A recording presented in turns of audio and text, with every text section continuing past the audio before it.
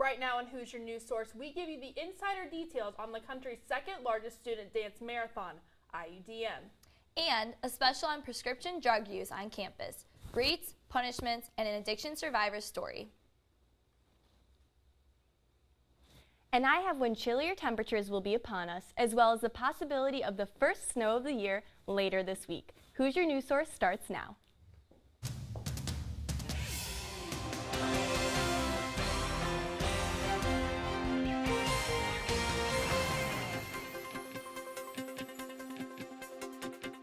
Hello, happy Election Day, and welcome to this week's episode of Hoosier News Source. I'm Mag O'Toole. And I'm Mackenzie Ray. To start off the show, Zoe Minch joins us live in studio with this week's weather. Zoe?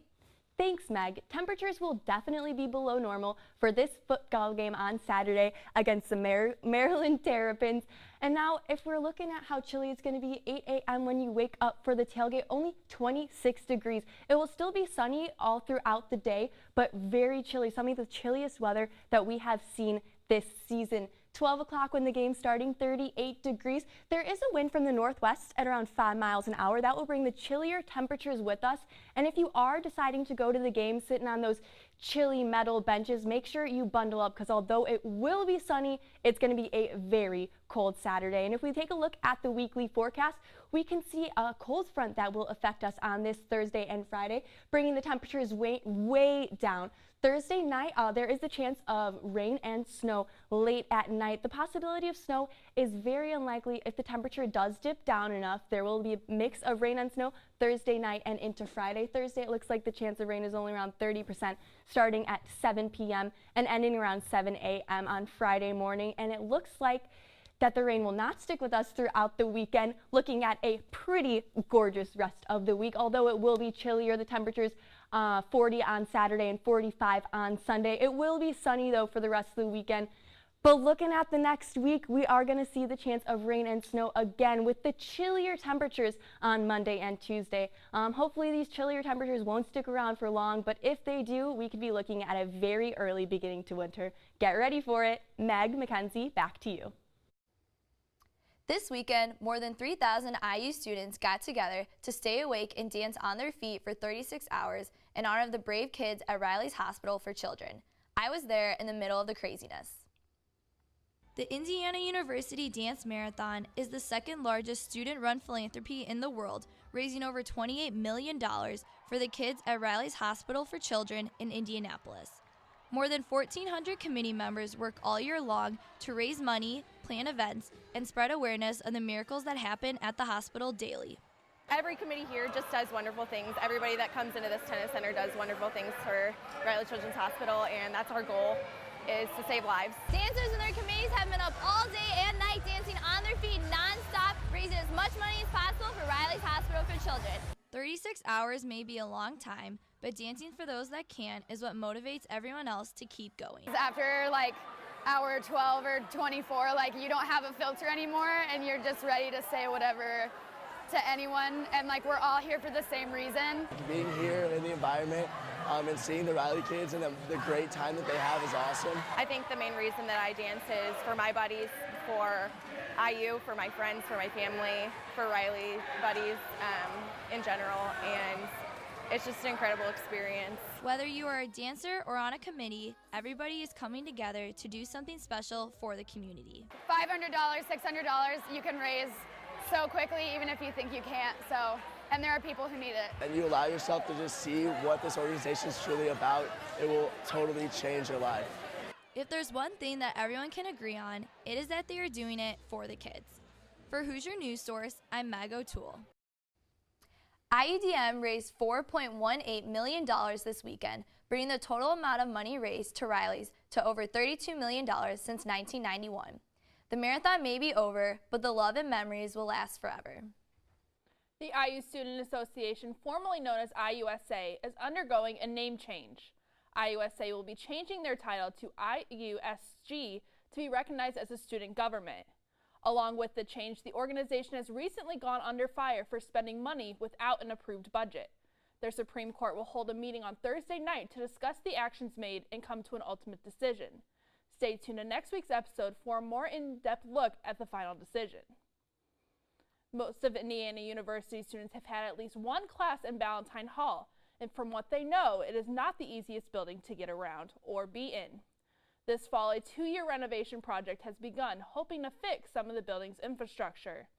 The renovation is determined to revamp the building's heating, cooling, elevators, lighting, and classrooms. It is starting in the South Tower and will eventually make its way up to the North Tower. In the meantime, numerous classes have been moved to alternate locations such as Luddy and Lindley Hall.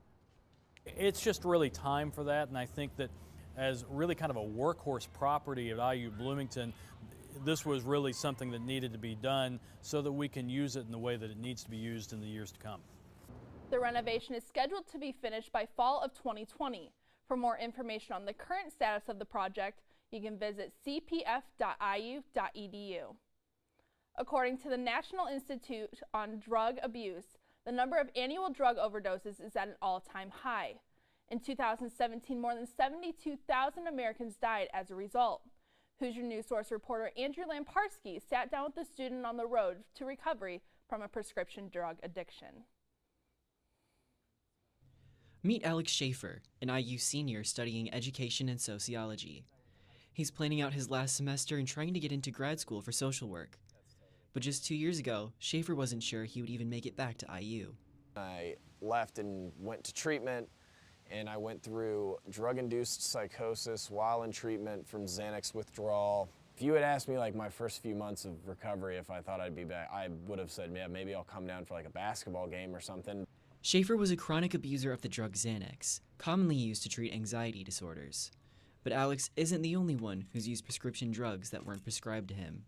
Xanax has become a popular recreational drug because its effects are similar to those of alcohol. And that's because it also helps secrete the release of dopamine in the brain, which targets the reward center and causes pleasing effects to people who take it.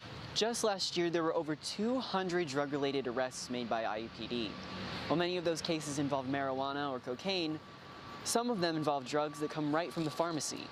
According to the Indiana College Substance Abuse Survey conducted in 2017, 4.8% of students admitted to misusing prescription stimulants. 2% admitted to misusing prescription painkillers and sedatives. In the college population, you'll hear, somebody in my dorm or one of my friends or in a sorority or fraternity has some, and, they give me some or I buy them. In August, Schaefer reached 2 years of sobriety, and now he uses his experiences to help others on the road to recovery. I'm not saying I'm this like huge impactful person, but all it takes is impacting one person, and then they impact one person, then it kind of like a domino effect. For Hoosier News Source, I'm Andrew Lamparski. It is illegal to share or sell prescription drugs with anyone. If you have prescription drugs you no longer need, you can dispose of them at the Monroe County Solid Waste Management District. Coming up, we tell you how Hoosiers did in sports this week. Plus, what's going on around the world with our global report. These stories and more coming up. Stay with us.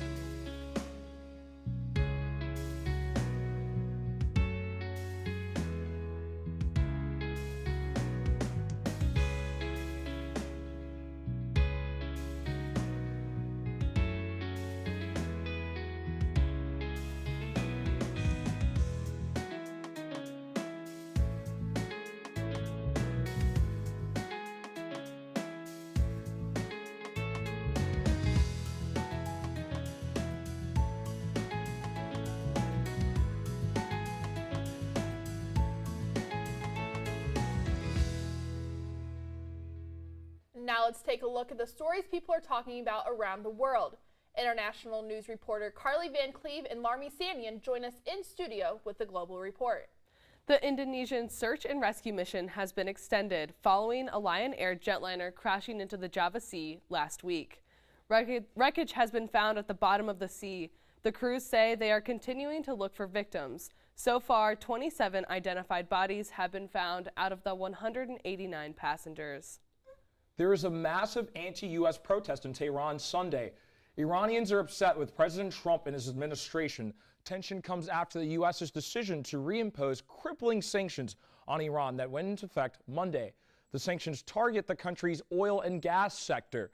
They were lifted back in 2015 as part of the Iran nuclear deal. Iran's supreme leader and president have both criticized the renewed sanctions. Sanctions are cruel, are against the international law, are against agreements, are against UN resolutions. So we are going to break such sanctions with honor, and everybody should do so. The European Union says it will continue trading with Iran. This could lead to direct economic conflict with the U.S. in the future. Saudi-led coalition forces say they are making significant gains in the battle to capture the key Yemeni city of Hodeidah from the Houthi rebels. This comes days after the U.S. called for a ceasefire within a month. The rebels noted an escalation in airstrikes in the city and condemned the attacks. They say the acts directly contradict the calls for a ceasefire. Houthi leader Mohammed Ali al-Houthi issued a statement Monday stating that they considered airstrikes, quote, an attempt to hinder any talks that aim to stop the war and achieve peace, end quote. The war in Yemen is in its third year and continues to be the worst humanitarian crisis on the planet. Protesters in Pakistan are marching against the acquittal of Asia Bibi. In 2010, Asia was sentenced to death row as a Christian woman due to blasphemy. Now she is off death row, but her family is still receiving threats. The Pakistan Army has warned protesters that the law and order must be respected. And Italy was hit with a historic amount of rain over the weekend. Authorities say the death toll is up to 29 people following severe weather. They say wind gusts reached up to 118 miles per hour. Italian Prime Minister says the country will declare a state of emergency. The flooding hit the area of Sicily the worst. And finally this evening, the first members of a migrant caravan traveling through Mexico arrived in Mexico City, the capital, Sunday afternoon, marking the first time they've arrived in a major city. These are, of course, mostly Central American men, women, and children, all traveling through Mexico now to claim asylum here in the United States. In response, American troops, and we're talking in the thousands, have been sent to the U.S. border, just as President Trump has ordered. It's unclear what the total cost of the operation will be and where funding will come from. The deployment of active duty troops will last Monday through December 15th for a total of 41 days. Democrats want to invite caravan after caravan of illegal aliens to pour into our country. These are the same caravans that have violently overrun Mexican soldiers and police. You saw this. We're not dealing with babies here, folks. Many accuse President Trump of using the migrant crisis as a motivator for the midterm elections. We'll keep updating the story as we find out more. That's it for us here at the Global Report. Back to you guys. It was a busy weekend for sports teams as some of them wrapped up their seasons. Our sports reporter, Joe Cantor, joins us live in studio to give us the recap. Joe? Thanks, guys. Basketball is back for Indiana Hoosier fans. The Indiana men's basketball team tipped off their preseason against the Southern Indiana Screamin' Eagles. Archie Miller promised to recruit the state of Indiana, and his efforts were on full display as the young core of Indiana natives led the way in scoring. Demezy Anderson scored 14 popping threes, dunking it down, 13 from Romeo Langford and 13 from Rob Phineas as well. This young trio is going to be a whole lot of fun to watch going forward. IU wins this one, beating USI 96-62. Well, the Indiana men's soccer team may have wrapped up their perfect Big Ten regular season, as well as their regular season trophy. But more accomplishments are on the minds of Coach Todd Yeagley and his star-studded team. Big Ten tournament quarterfinals, the Hoosiers are taking on the Purple Wildcats of Northwestern. Defensive struggle early, no scoring either squad in the first half, and then crosses from the far post. Spencer Glass finds Reese Buckmaster. Kaboom! Hoosiers break the tie. They lead it 1-0. But the Cats wouldn't go quietly into that good night. They answer back in the 89th minute. Matt Motorwell showing off his motor and his leg. We're all tied at 1. That would take us to OT, but the Hoosiers squad is poised. They're comfortable under pressure.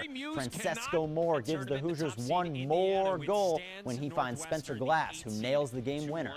IU advances to the Big Ten semis to take on Maryland. That's all for sports this week. Kinsey, Meg, back to you guys. Thanks, Joe. IUS TV reporters Andrew Lamparski and Meredith Strewing are currently at a Monroe County watch party. They are going live on all IUS TV social media, so be sure to go back and watch reactions from tonight's results. As of right now, 7 p.m. on Tuesday night, the polls in Indiana are getting ready to close, but their coverage will continue throughout the evening. That's all we have for you this week. For more campus and local news, visit our website at iustv.com. And like us on social media. Like us on Facebook and follow us on Twitter at IUSTV News. For Hoosier News Source, I'm Mackenzie Ray. And I'm Meg O'Toole. Thanks for watching, and we'll see you next week.